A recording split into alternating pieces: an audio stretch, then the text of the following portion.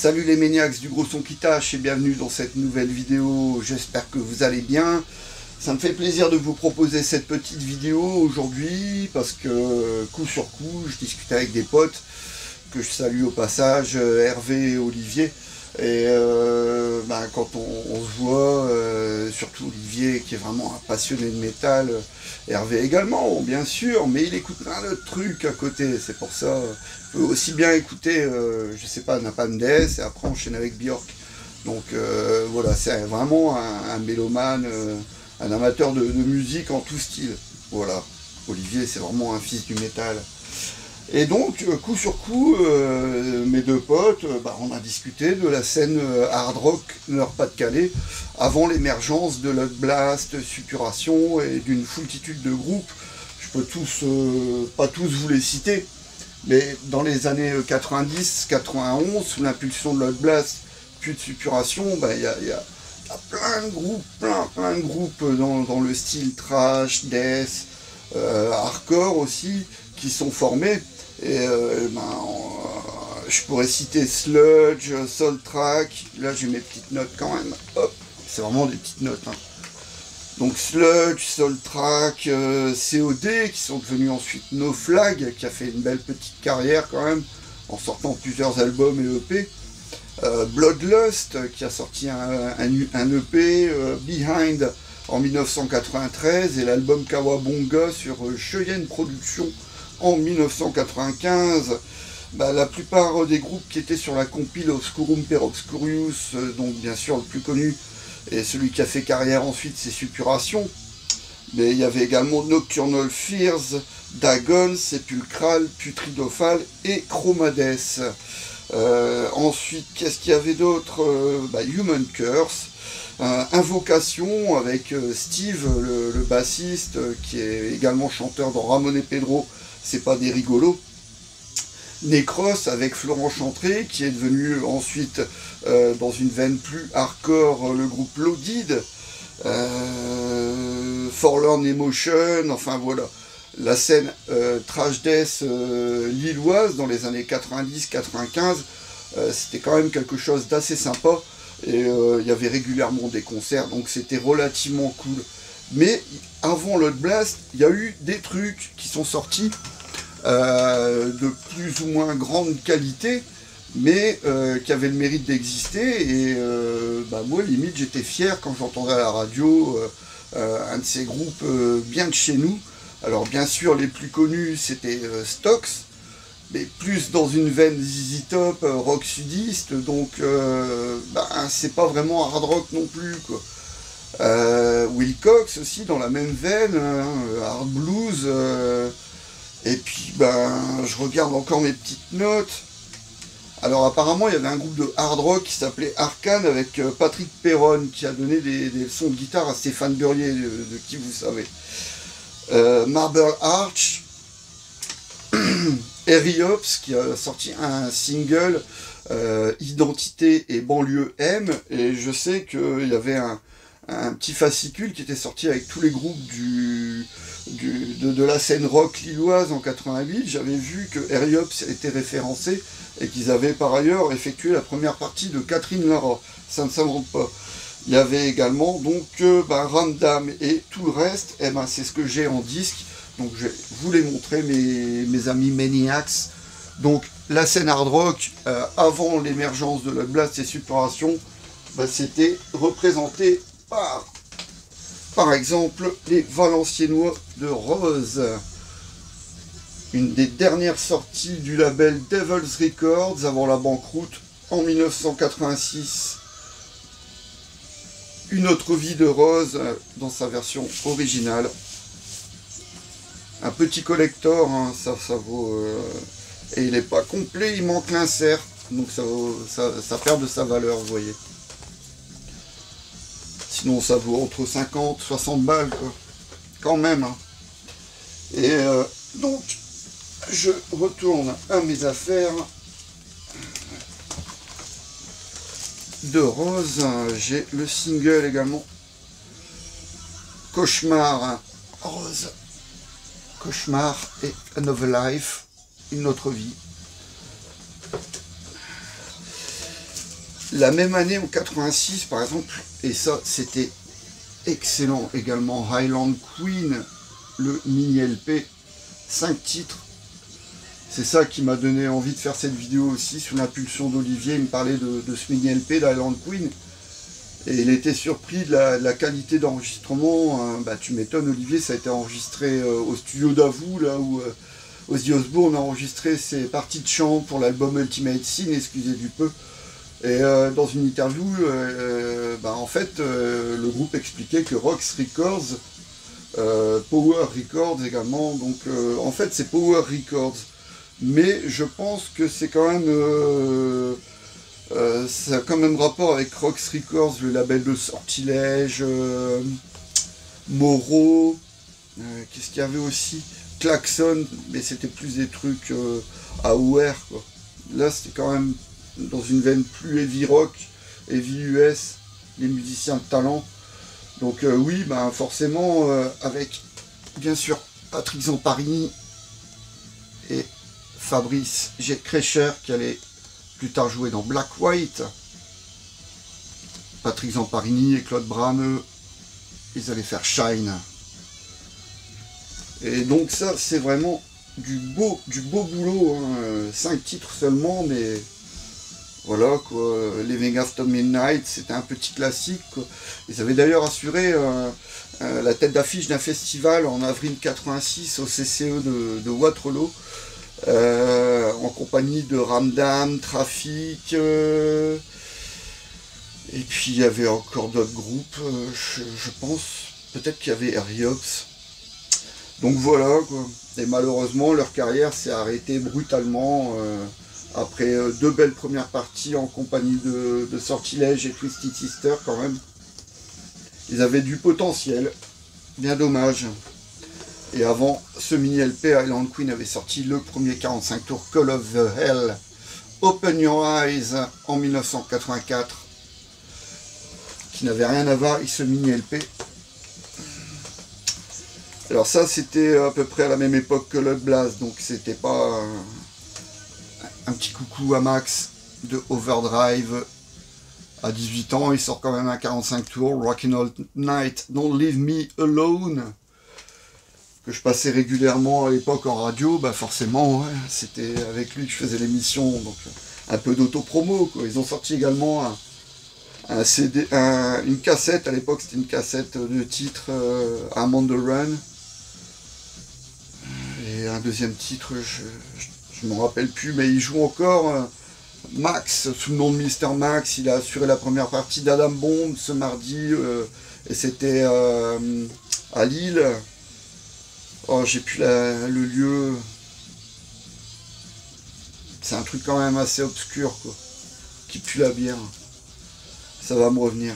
Ça va me revenir. Excusez-moi les maniacs, je suis... Alors, plus obscur, 4 As, 45 tours de hard rock, c'est marqué dessus. Hard rock, 4 As, le prix de ta liberté. C'est aujourd'hui, c'est maintenant, ça je pouvais l'entendre. Tout comme le 45 tours de Eriops sur l'émission TNT animée par Satanas sur Galaxy vers 85-86, avec une superbe pochette 4 As quand même. Le single de Trafic, Longue vie au hard rock, et Mélodie. La Brad Cave, voilà, ça me revient, la Brad Cave, là où mon ami Mister Max, qui jouait dans Overdrive et également dans Spiritual Disease, Toys in the Forest, et donc il a assuré la première partie de Adam Bomb à la Brad Cave. Max, Mr. Max, fait du blues maintenant. Ça a jamais été ça a toujours été un vrai rocker, mais pas un hardos, enfin si un hardos, mais pas un métalleux, ça c'est sûr, quoi. Et là, bien sûr, pour nous accompagner, Excalibur sur Emanes Metal Records en 2007, les rééditions des démos de Excalibur pour Laurent Sénam, le boss de Emanes Metal Records. Excalibur était le meilleur groupe français en activité non signée vers les années 84-85. Il sait de quoi il parle. Et il a dû les voir à l'époque en concert, notamment avec H-Bomb à Carvin. Et donc, lui, c'est un de ses vieux fantasmes. Il aurait voulu retrouver Excalibur le temps d'une reformation, ne serait-ce que pour un concert, et finalement, en retrouvant tous les membres, ça a été plus loin. Il a pu sortir ce LP, également disponible en CD, avec bien sûr le futur guitariste chanteur de Surpuissance, hein, Bruno Black. Donc voilà, c'est bien sympa, ça fait plaisir. J'ai tout dit déjà. Non, il en manque 2, 3. Non, ce n'est pas fini. Il y a un bonus, les Maniacs. 2 bonus. Alors ça, paraît-il, c'était quelque chose de prometteur. Les démos étaient prometteuses. Et en fait, sur disque, ça n'a rien donné, paraît-il. Emerald, c'est vrai que quand on écoute, ça sonne vraiment daté. Très mal produit. Mais encore une fois, paraît-il, les démos sonnaient bien mieux. Et donc, ça, c'est le disque qu'on voit tous et tout en braderie. Hein. Le Emerald, c'est vraiment un disque qui a été super bien distribué. On le trouve encore en braderie. Et c'est un disque, ouais, on peut mettre 5 balles dessus, quoi. Emerald, désolé pour les membres de Emerald, hein. J'étais plein de bonnes intentions, et ils étaient plein de bonnes intentions, je ne vais vraiment pas dire du mal d'eux, et je ne dis pas de mal d'eux. Hein. Je dis simplement que je pense que ça s'est pas très bien passé en studio. Et enfin, j'en parlais tout à l'heure, hein, et ils ont d'ailleurs fait également ceci, Black White, avec Fabrice Kreischer et le chanteur Eric Fermentel qui a chanté brièvement dans Blasphème. Black White, ils avaient participé à la compile Hard Rock Rendez-vous avec Shine, Patrick Zamparini et Claude Bram de Highland Queen qui ont fait Shine. Ensuite, on les retrouve sur cette compile avec le morceau I'm on the Run Tonight. Tandis que Black White s'est fendu du morceau We Live to Rock. Ça a été un petit succès en France.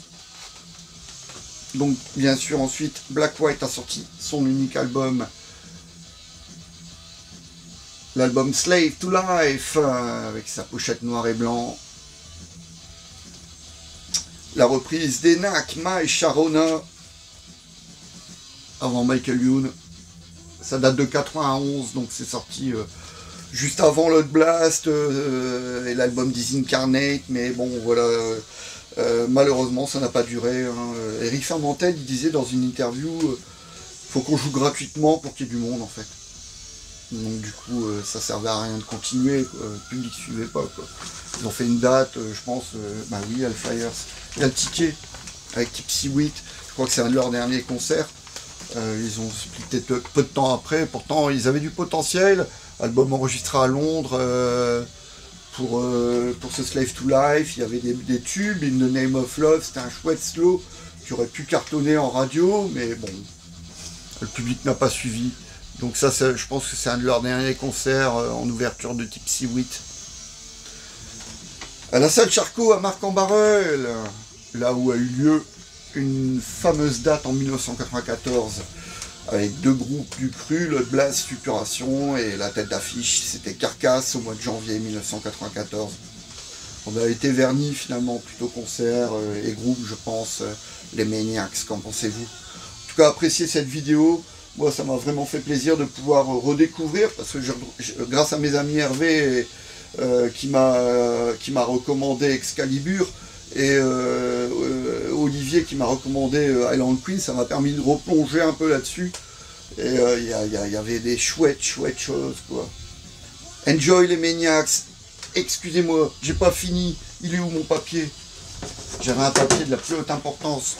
J'ai un message reçu juste après le concert de Judas Priest et Saxon au Zénith de Paris. Message de Fred76 qui me pose cette question. As-tu été voir Judas et Saxon au Zénith? Et 45 € le t-shirt de tes groupes préférés? Faut pas déconner. Ouais, effectivement, bien vu. Franchement, j'ai pas été voir Judas Priest et Saxon au Zénith. J'aurais pu y aller, mais de toute façon, le lendemain, je travaillais, donc c'était pas possible. Et 45 €, j'aurais peut-être mis le prix pour un t-shirt Judas, certainement pas pour Saxon. même si j'apprécie Saxon, mais vraiment, pour moi, Saxon, c'est un super groupe de scène, mais sur disque, j'ai un peu plus de mal, enfin, à partir de Destiny, excusez-moi, l'album Destiny de Saxon, Ride Like the Wind, quand même, c'est une super reprise, je suis d'accord que le reste, c'est un peu dispensable. Et bon, bien sûr, la première période de Saxon sur disque, c'est un sans faute quasiment, hein, même Power and the Glory qui est décrié. Mais bon, voilà, pour en revenir à 45 balles, le t-shirt Judas Priest, je l'aurais peut-être fait. Mais oui, bah écoute, pendant ce temps-là, hein, tu fais un concert un peu plus underground, tu vas au Black Lab par exemple, c'est à côté de chez moi, c'est à Wascal. Bon, j'y suis allé voir le 22 mars dernier, Tribute to Trash. Donc bien sûr, c'était une soirée reprise avec Tribute to Trash et 20 balles le t-shirt. 20 balles le t-shirt, donc il y avait 2 modèles de t-shirt. Je me suis acheté les 2 t-shirts, il y avait même un sac aussi, j'en ai pris un pour ma fille, donc voilà. Et il y avait également, excusez-moi, putain, Danny et Fred, et excusez-moi, The Metal Circus Show, c'était le groupe en ouverture, c'est ça? Putain, j'ai un trouble. Ok, les Maniacs, donc voilà. Fred 76, voilà, pour une soirée un peu plus underground, t'as le droit à 2 t-shirts pour le prix d'un. Je préfère mes 2 barils de Tribute to Trash contre un baril de Judas Priest. Voilà, j'espère avoir répondu à ta question. See you soon les Maniacs, appréciez cette vidéo, comme moi j'ai vraiment apprécié, je me suis éclaté à la faire, et je vous dis à très vite.